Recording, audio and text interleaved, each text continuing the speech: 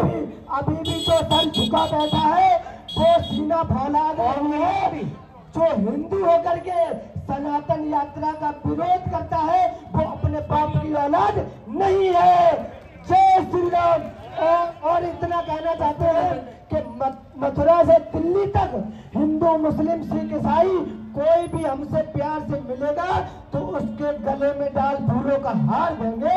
अगर किसी ने हमारी यात्रा रोकने की कोशिश की तो उसकी ठठरी मार देंगे। जय श्री राम। जय श्री राम। जय श्री राम। जय श्री राम। जय श्री राम। जय श्री राम। जय श्री राम। इस पावन मेले पर सभी भक्तों का बहुत बहुत स्वागत है। जय श्री राम। कंपनी आपका वंदन करती है। जय Shri Ram. Alliance club Palava city hub की तरफ से आप सभी का हार्दिक स्वागत है। बोला सभी के दोनों हाथ ऊपर होने चाहिए। बोलो रामचंद्र की जय, हनुमान की जय, उमापति महादेव की जय, रुक्मिणी द्वारिकाधीश की जय, सब संतों की जय, गौ माता की जय। क्योंकि हमारे पूज्य गुरुदेव परम पूज्य धीरेन्द्र कृष्ण शास्त्री जी ने इतना दिव्य और भव्य आयोजन हम सब हिंदुओं के लिए किया है। हम सबको संगठित करने के लिए किया गया है। हम सबको एकजुट करने के लिए किया गया और उसका मुख्य उद्देश्य है हिंदू राष्ट्र। और इस हिंदू राष्ट्र का संकल्प जो गुरुदेव ने लिया है उसको शाश्वत हम सब मिलकर ही कर पाएंगे। इसलिए हम सबका दायित्व है कि हम ऊंच नीच के भेदभाव, जाति जाति के भेदभाव छोड़कर संगठित होकर एक होकर गुरुदेव के इस कार्य में जुड़कर साथ दें और भारत को सुरक्षित हिंदू राष्ट्र, आने वाली पीढ़ियों को एक सुरक्षित हिंदू राष्ट्र दूर से कहो, पब्लिक मर रही है। बहुत बहुत आभार धन्यवाद। अभी आपने देखा होगा रास्ते में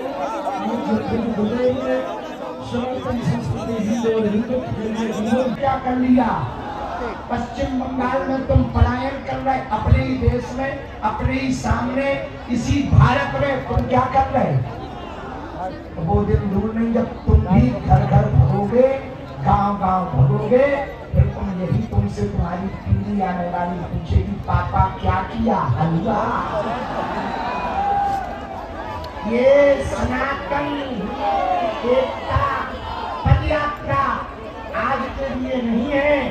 केवल इस यात्रा से हिंदू राष्ट्र नहीं बनना है। हर गांव गांव गली गली में हिंदुओं को एकजुट होना पड़ेगा, तभी भारत में राष्ट्र बन पाएगा। उसका एकमात्र उपाय है, पूछो क्या? जोर से पूछो, अरे जोर से तो पूछो। जात पात की करो विदाई, से ऊंची छाती नहीं होती, देश से बढ़कर कोई नहीं होती। जब दिया ही नहीं बचेगा तो बाकी का क्या करोगे? और देश ही नहीं बचेगा तो जाति का कब जगोगे हिंदू? एक बात और अंतिम सुनो, पूछो क्या? तुम्हारे पास धन है तो तुम ताकतवर समझते हो। जो नौकरी कर रहे तुम सुनो, तुम पर नौकरी है, क्या अपने आप को ताकतवर समझ रहे हो? जिन पर लड़का और लुगाइयां ज्यादा हैं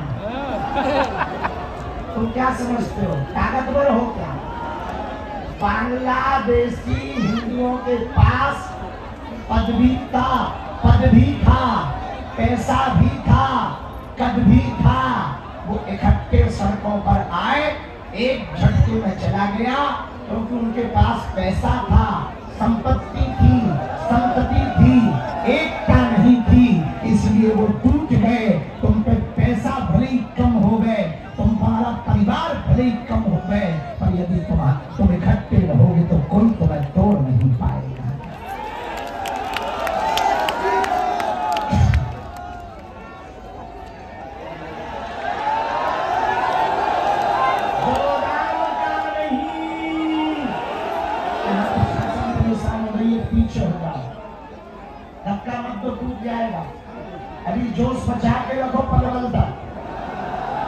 अभी तो हिंदू राष्ट्र भी बनाना है।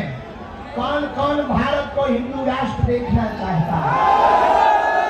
कौन कौन हिंदुओं में एकता चाहता?